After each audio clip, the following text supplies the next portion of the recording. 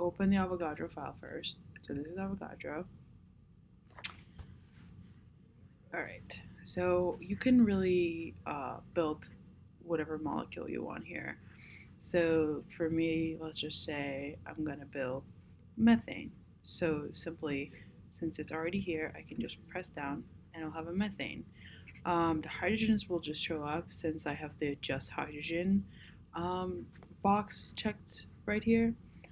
If you don't, then you can just not do that. Um, we can try to build another molecule. Let's say I want to build ethanol. So I'm going to get a carbon here, and then have an oxygen, attach oxygen here, and then I'm going to do hydrogen. So 1, 2, 3, 1, 2. So obviously, the geometry of this molecule is not optimized, meaning it's in its minimum energy conformation. So what we can do is that we can here select. Um, we can do first we can do optimized geometry. If you don't know where something is, we can just do help. So under extensions, we'll click on optimize geometry, and as you see, um, oh, sorry about that. We're gonna just get rid of that. So if you just want to move around the atom or like you want to select it, you can just press on this button here. And if you want to move it, you can just do this. They're both going to move because I have two molecules on here. But you can just get it there. If you want it to go this way, whichever way you want it to go, you can just do this, and then you can press stop in order to get it to stop moving. So actually what some of you might find useful is the fact that Avogadro already has a built-in database of compounds that it already has made, so you don't have to go through the trouble of making these compounds again.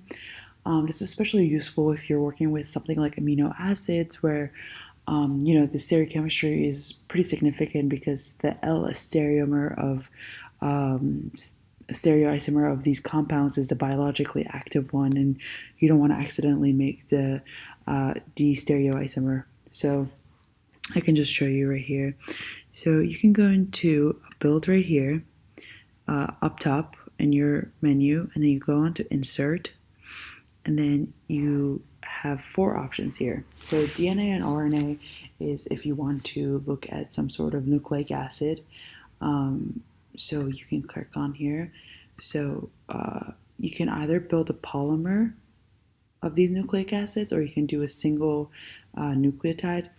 You can choose DNA or RNA, and then choose which nucleic acid you want, and then you would press insert right here, and it would already make the compound for you. So then another option is you can go into fragments, and fragments is a bunch of just different molecules. I mean, it again has, I'm pretty sure it has nucleobases in here.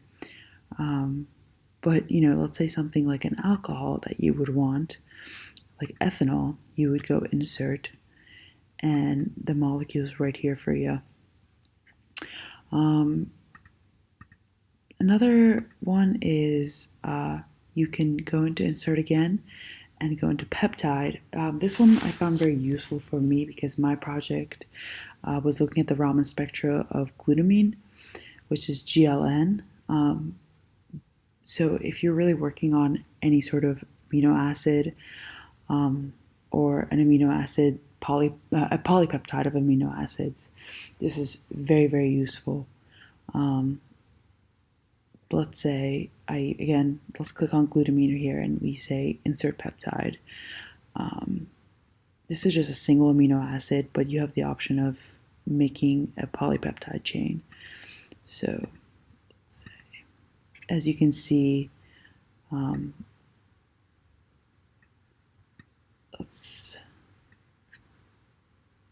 they got a little bit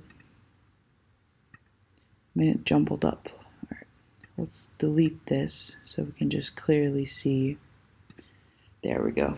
So that's just a clear image of a tripeptide. Something else that I actually wanted to mention here is that when you are making this polypeptide, you actually have the ability to choose the stereochemistry of each amino acid. Do you want the L stereochemistry or the D stereochemistry? As well as you can manipulate the phi and psi angles here. Those are the angles of the backbone. Also, you can choose a secondary structure right here. So, do you want an alpha helix or a beta pleated sheets? Again, this is really, really convenient. So you don't have to go through and make these molecules.